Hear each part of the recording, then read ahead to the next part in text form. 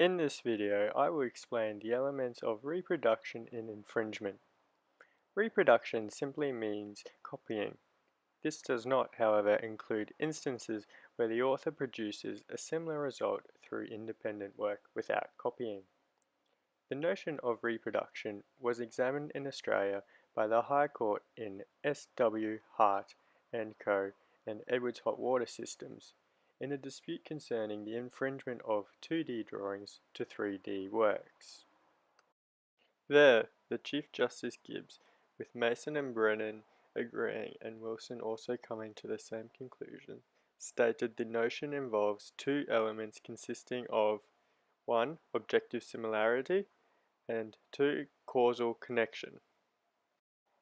Objective similarity requires a sufficient degree of similarity between the two works, meaning that one work must closely resemble the other. Determining objective similarity can be straightforward when there has been literal copying of the material. It is complex when there are questions as to whether there is copying of the underlying unprotected ideas or copying of the copyright material. As we know, there can be no copyright of ideas. To then determine objective similarity, we must look to the substantial part of the infringement.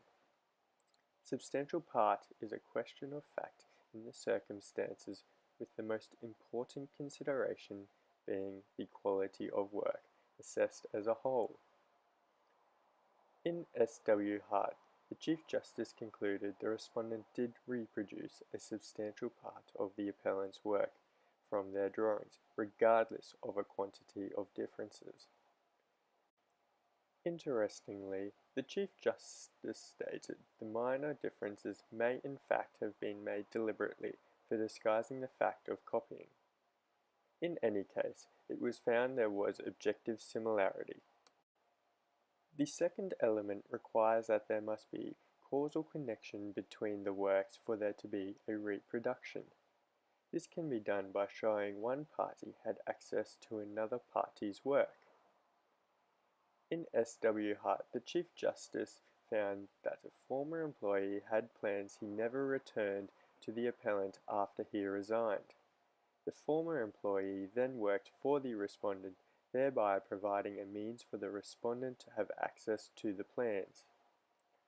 Additionally, evidence was led that the appellant had spent considerable money and time developing the work, whereas the respondent did not.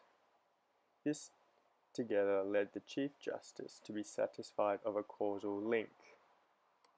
So, in summary, the elements of reproduction in infringement, as stated by Chief Justice Gibbs, involves objective similarity and has a causal connection.